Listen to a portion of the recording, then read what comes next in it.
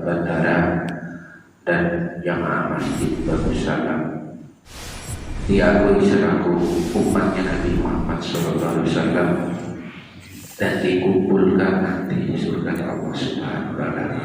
Ya Rabbal Alamin. Pertama-tama permohonan maaf dari Bapak Ustadz Haji Ahmad Farhan Kiai pada pagi hari ini. Beliau ada tugas di luar, jadi untuk hari ini seperti biasa Masjid Darussalam melaksanakan kuliah subuh ataupun pengajian kitab-kitab nanti yang akan disampaikan oleh Al-Mukarram Kiai Haji Ahmad Shodiq, pimpinan Pondok Pesantren Ulama Muslimin. Marilah kita bersama-sama dengarkan taklim, paling tidak menambah ilmu pengetahuan kita, dan beliau juga kita minta nanti memimpin sholat subuh. Oleh sebab itu dari kami sepenuhnya waktu kami serahkan kepada Al-Mukarram Kiai Haji Ahmad Shodiq untuk pimpin taklim pada pagi hari ini. Waktu dan tempat kami persilakan, teman-teman. Assalamualaikum warahmatullahi wabarakatuh. Waalaikumsalam warahmatullahi wabarakatuh. Bismillahirrahmanirrahim. Alhamdulillahirabbil alamin. Wal 'aqibatu lil muttaqin wa la 'udwana illa 'alal zalimin. Asyhadu an la ilaha illallah wahdahu la syarika lah, al-malikul haqqul mubin. Wa asyhadu anna sayyidana Muhammadan abduhu wa rasuluh, as-sadiqul wa'dil amin. Allahumma salli wa sallim wa barik ala sayyidina Maulana Muhammad wa ala alihi wa sahbihi wa sallim tasliman katsira, amma ba'du. Yang saya hormati Ketua dan Pengurus Masjid Darussalam, semoga Allah senantiasa memberikan keteguhan hati, keteguhan iman, sehat walafiat, panjang umur, rezeki, kemudian dijadikan semua anak keturunannya orang-orang soleh, nabi soleh, amin amin. Yang saya hormati seluruh jamaah Masjid Darussalam, khususnya jamaah salat subuh yang hadir pada pagi hari ini. Mudah-mudahan ibu-ibu, bapak-bapak sekalian senantiasa dicurahkan rahmat, nikmat, hidayah, rezeki yang melimpah, halal dan thayyiban mubarakah, serta putra-putri kita semua dijadikan orang bahagia, sukses dunia akhirat. Amin. Amin.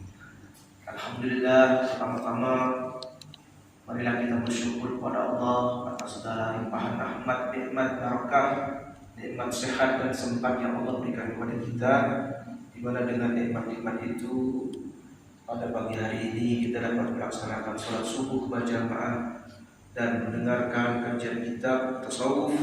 Mudah-mudahan ini menjadi artinya ilmu yang barokah dan bermanfaat untuk kehidupan kita sehari-hari.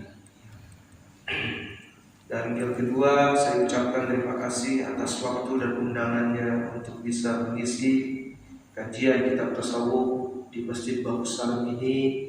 Mudah-mudahan ini menjadi amal baik dan amal jariah saya serta hadirin semua. Amin ya rabbal alamin. Amin. Hadirin jamaah salat subuh yang dimuliakan oleh Allah, pada pagi hari ini izinkan saya menyampaikan kajian tentang adabun naumi, yaitu adab tidur. Kalau yang fikih itu menjelaskan tentang hukum-hukumnya, kalau tasawuf itu lebih mendalam kepada adab-adabnya.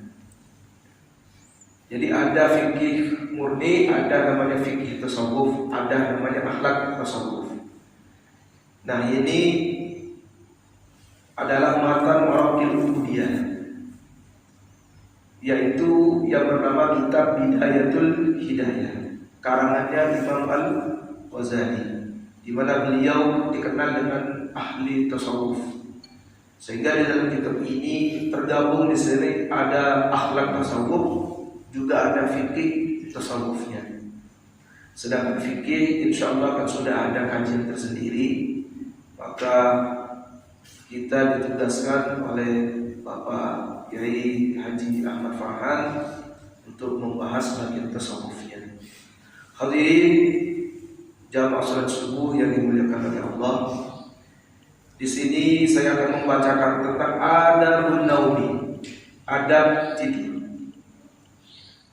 Fa'in aradtan nauma, jika Anda ingin tidur, fabsut firasyaka, maka hampakanlah tempat tidurmu. Jadi ini adalah adab sebelum kita tidur, artinya rapikan dulu tempat tidur kita. Maka orang-orang tua kita dahulu di kasur tidur itu pasti ada penyapu lidi. Setelah diteliti memang debu-debu kecil yang nempel di kasur itu tidak akan hilang kecuali disapu dengan sapu-sapu tersebut. Ini adalah orang-orang tua kita dahulu mendengarkan apa yang disampaikan ulama lalu diamalkan. Minimal menurut Imam Al-Ghazali, ketika kita akan tidur, hamparkan dulu tempat tidurnya. Karena di zaman itu tidak ada ranjang spring bed seperti saat ini. Jadi setiap akan tidur ini mereka tidur di lantai atau di atas amben menurut orang Jawa. Jadi dihamparkan dulu, dirapikanlah tempat tidur. Mustaqbilan kiblatan, menghadap ke arah kiblat, yang berarti kaki di selatan, kepala di utara. Jadi ketika menghampar kasur kita ini sunnah yang menghadap ke arah kiblat, berarti kaki di selatan, kepala di utara. Wa nama ala yaminika, tidurlah pada posisi kanan. Dan ini pun setelah diteliti oleh kedokteran, kalau orang itu miring ke kiri, jantung tertindih oleh badan, maka menyebabkan sesak nafas dan sebagainya. Kalau dia miring ke arah kanan, jantung akan lega sehingga akan selamat dari sesak nafas. Walaupun terkadang di antara kita sudah terbiasa ada yang tidur miring ke arah kiri, bahkan tidurnya terlungkup, tidurnya terlentang. Nah ini, apapun tidurnya, inilah yang disunahkan oleh Nabi, tidur miring ke arah kanan. Kama yurja'ul mayyitu fi lahdihi, sebagaimana tidurnya mayat di liang kuburnya. Nah, kalau kita lihat jenazah yang dimasukkan ke dalam liang lahat itu, maka seperti itulah cara tidur yang disunahkan oleh baginda Nabi sallallahu alaihi wasallam. Wa'lam, ketahui kata Imam Al-Ghazali, anna nauma, bahwa tidur mislul mauti, bagaikan mati. Nah, ini pembahasannya kalau tasawuf gitu. Jadi tidur ini sama dengan mati. Wal yaqtata mislul ba'si, sedangkan terjaga atau tidak tidur mislul ba'si, bagaikan bangkit. Hadirin jamaah salat subuh yang dimuliakan oleh Allah. Jadi ketika orang itu tidur, memang tidak ada bedanya antara mati dan hidup. Ketika ada sebulan tidur, ditanya di mana sebulan, ada di kamar tidur. Apalagi tidurnya panjang, jam 7 pagi sampai jam 7 malam tidak bangun. Adakah Pak Ustaz? Ada. Dulu saya pernah menginap di Sungai Jawi di satu rumah di bulan Ramadan. Ada seorang habib, jadi beliau itu habis subuh tidur, terlepas tak sholat, Allahu Akbar.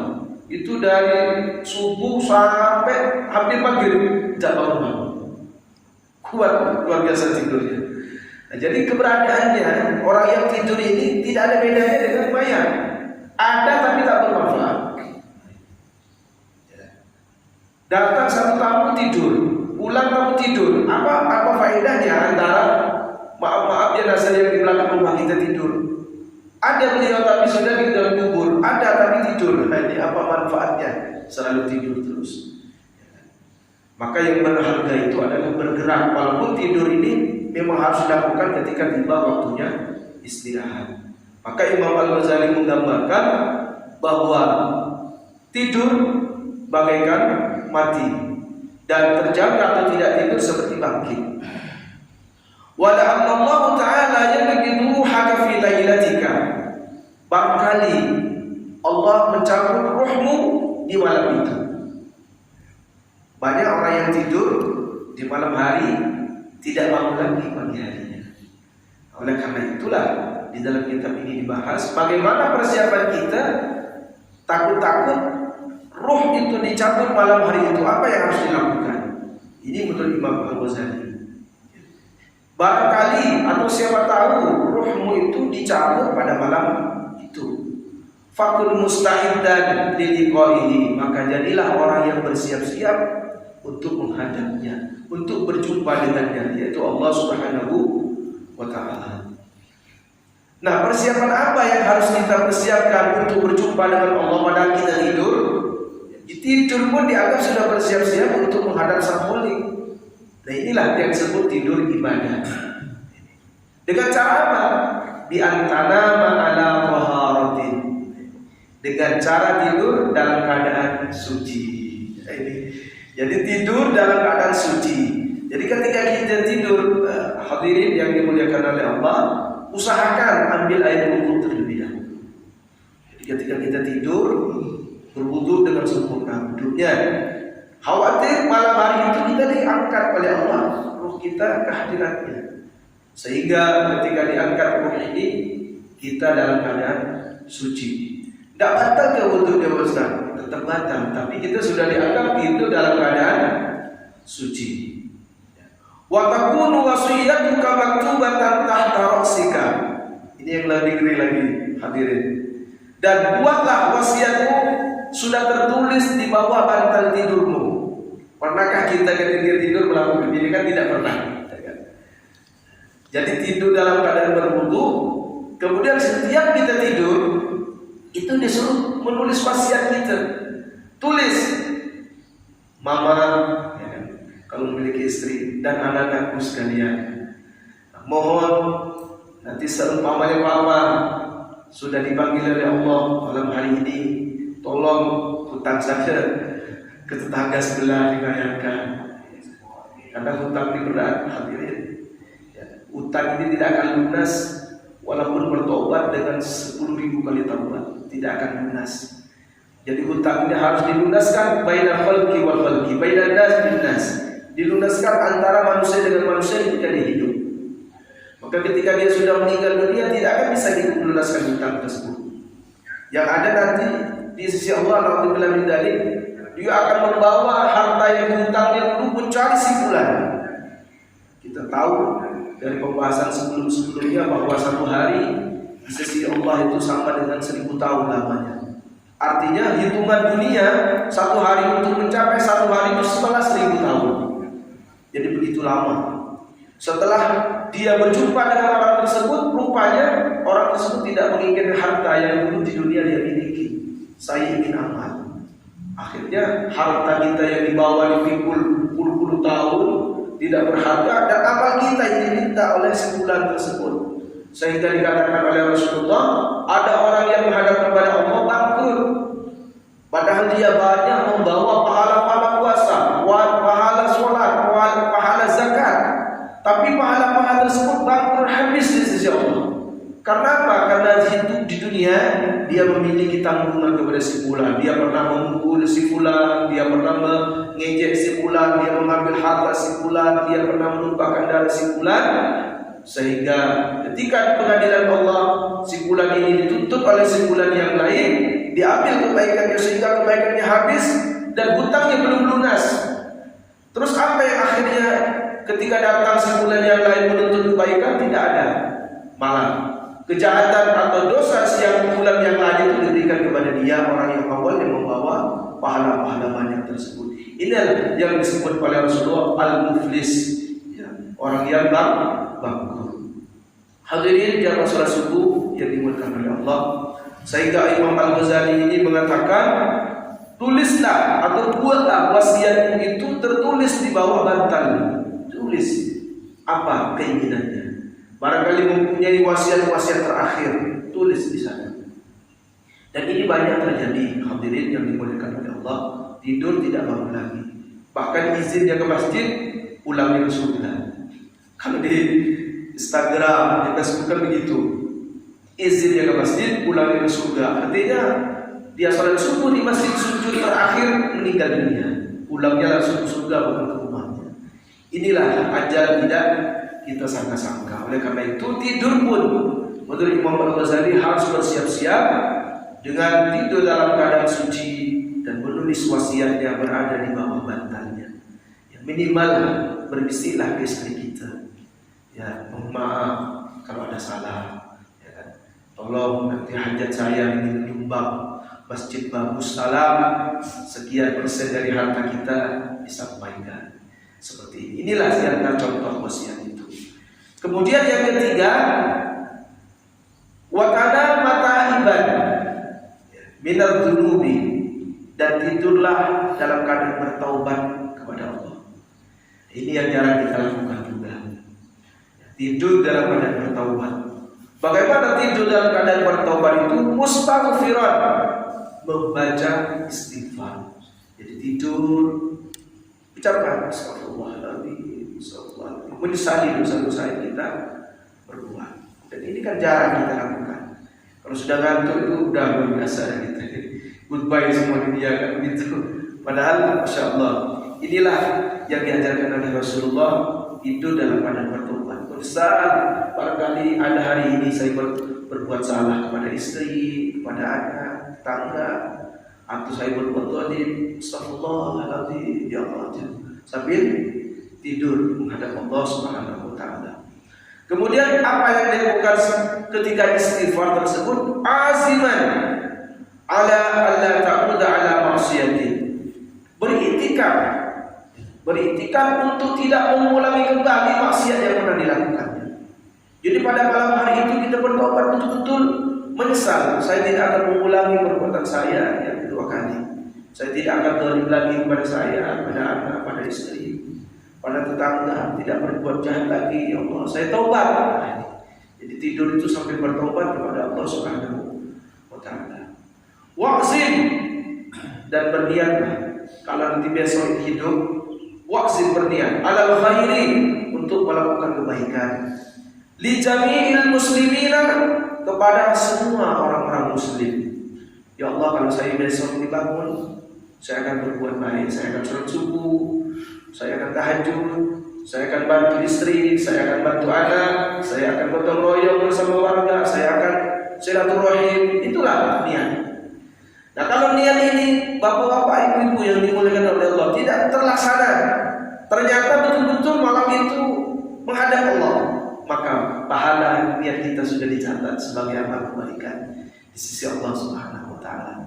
Kata Rasulullah, niyatul mu'mini khairun min amalihi. Niatnya orang mukmin itu lebih baik daripada amalnya. Niatnya murni, tapi kadang-kadang ketika akan dilaksanakan tak jadi.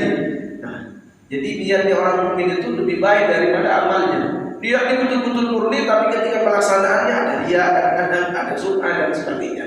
Tapi niatnya itu sudah dicatat dan ditulis kebaikan pada Allah. Makanya marilah kita apapun niat baik terus, walaupun seandainya tidak terlaksana. Dan bukan niat ini tidak melaksanakan, hanya niat saja.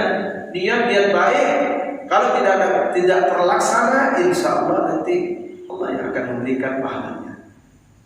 Jadi niat melakukan kebaikan kepada semua orang-orang muslimin, in ba'atsakallah, kalau nanti saya dihidupkan kembali oleh Allah Subhanahu wa taala, kalau saya dibangunkan kembali besok subuh oleh Allah Subhanahu wa taala.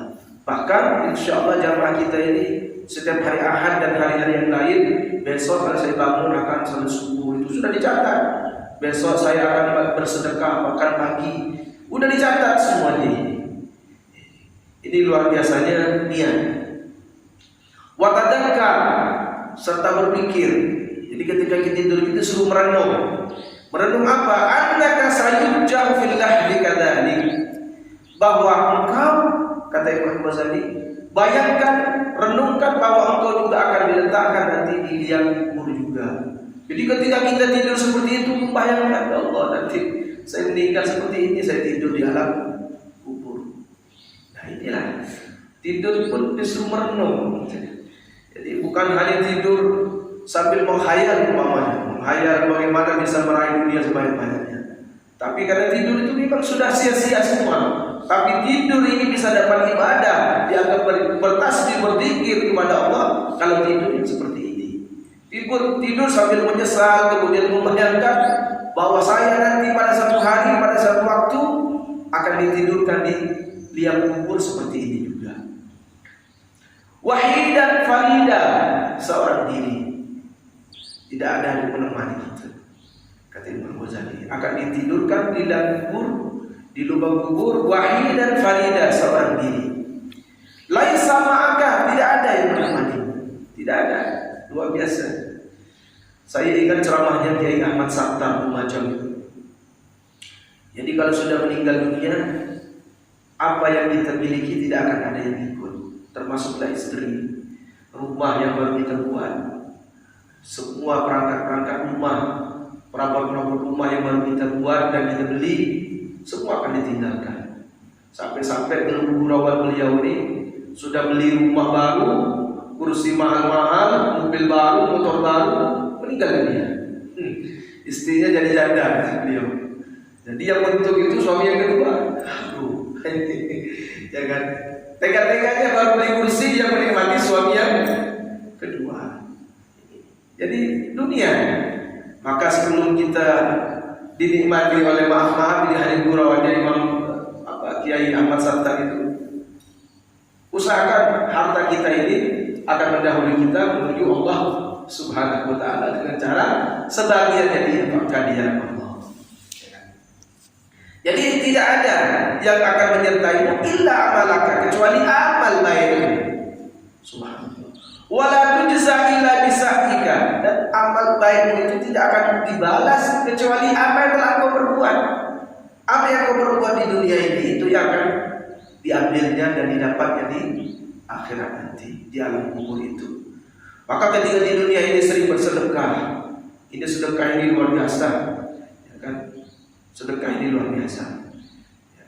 Kalau kita berbicara tentang sedekah, tidak ada lagi di zaman ini, zaman fitnah ini, obatnya istighfar, ya kan? Ibadah, kemudian sedekah. Yang lain-lain susah. Jadi sedekah ini dapat menolak berbagai bala dan bencana, ya kan? Menolak penyakit dan sebagainya. Kemudian ibadah yang sudah diwajibkan oleh Allah. Kalau bisa ditambah, tambahlah dengan sunnah. Kalau tidak bisa, sudahlah yang wajib-wajib saja. Tambah sedekah, istighfar saja dan sholawat. Insya Allah selamat bahagia di akhirat kita ini. Kalau memikirkan yang lain-lain pusing kita ini. Kalau sudah memikirkan, kalau sudah lihat di HP itu semuanya fitnah. Kita pergi keluar fitnah semuanya. Udahlah, kita putuskan. Saya sudah ada mengurus yang lain-lain. Pekerjaan saya ini yang saya lakukan dengan baik. Saya istighfar, sedekah, berbuat baik kepada anak istri, berbuat pada orang. Selesai. InsyaAllah. Kalau banyak pikir yang lain-lain udah kacau gitu. Banyak pikiran, banyak penyakit. Ini penelitian. Rupanya sumber penyakit itu bukan makanan. Pikiran-pikiran yang kita pikirkan setiap hari ini lagi membuat kita sakit jantung, emah, kemudian perut kembung, prostat, macam-macam kan. Kolesterol dan sebagainya. Nah, jadi pikiran positif, InsyaAllah. Jadi tidak ada amal baik yang dibalas kecuali apa yang telah engkau lakukan. Maka barang siapa yang menanam dan menanam keburukan, dia akan menuai keburukan itu.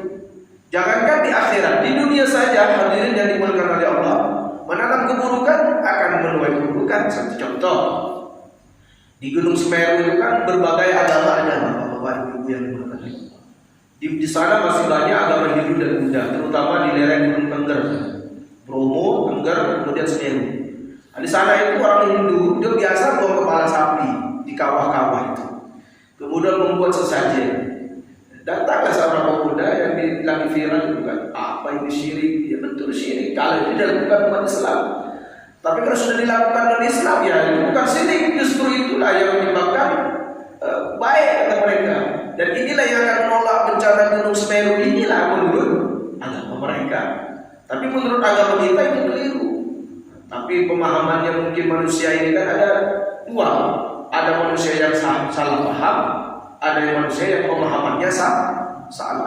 Akhirnya sesatnya itu ditendangnya. Menurutnya berdakwah kepada Allah, menegakkan amal ma'ruf nahi mungkar. Tapi ketika melakukannya disyuting dan diviralkan. Nah, ini yang keliru. Kalau memang mau dakwah seperti itu, tidak usah disyuting, ya kan? Nah, ini disyuting viral, akhirnya orang ditangkap sekarang. Bayangkan melakukan di Lumajang, ditangkapnya di Yogyakarta, diburu sama polisi Indonesia. Ini kan perbuatan tak baik menimbulkan perbuatan tidak baik. Kita juga melihat bahwa kanan kiri ini kan banyak juga agama lain kan begitu. Jangan memaksakan kehendak, karena agama Islam itu tidak pernah memaksakan la ikraha fiddin, tidak ada paksaan dalam agama. Ya kalau memang berdakwah, dakwahlah seperti Nabi berdakwah. Tapi Nabi perang saat itu kan musim perang. Ya perang lah. Ini kan bukan musim perang. Dakwah dengan santun. Ya, karena bukan musim perang, kenapa harus perang gitu kan? Jadi dakwah dengan santun, ya kalau perang kan beda lagi pembahasannya. Ini kan suasana dingin, suasana damai. Ya. Dakwahlah dengan dakwah yang damai. Gitu, agar orang menerima, terutama di musim krisis dulu, krisis militer, semuanya pada naik. Kan gitu. Orang ini sedikit saja disentuh dengan emosi, makin tinggi emosinya. Jadi harus kita hadapi dengan senyum, lemah lembut dan sopan santun. Biar orang yang sudah sepaning ini tidak semakin sepaning, kan begitu. Hadirin jamaah semua yang dimuliakan oleh Allah. Wala tastajil nama takallufan. Ini menurut Imam Al-Ghazali. Jangan Anda memaksakan diri untuk bisa tidur.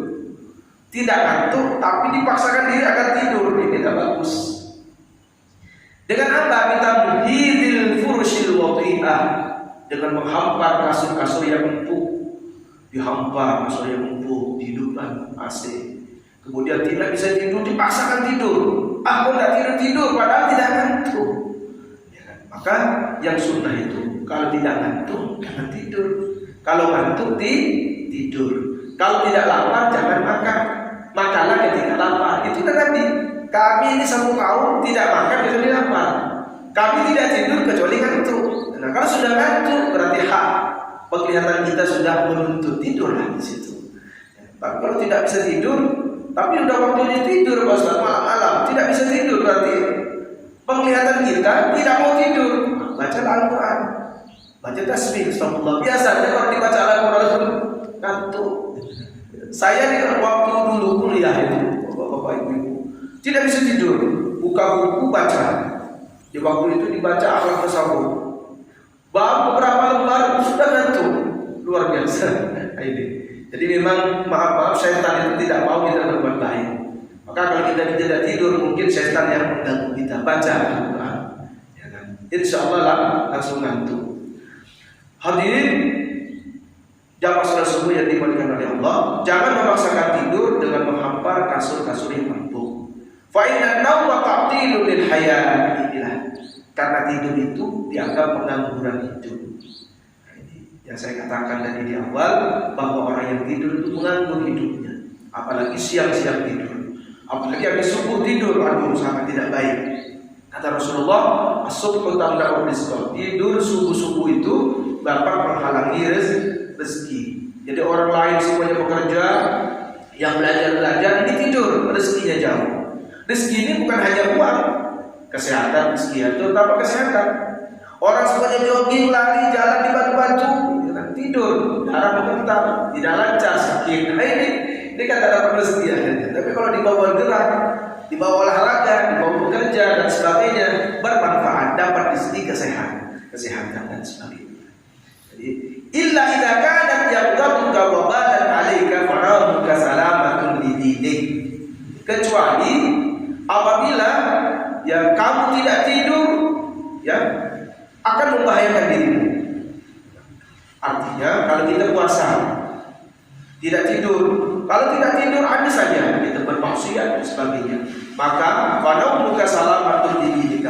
Maka tidurmu itu dianggap menyelamatkan agama.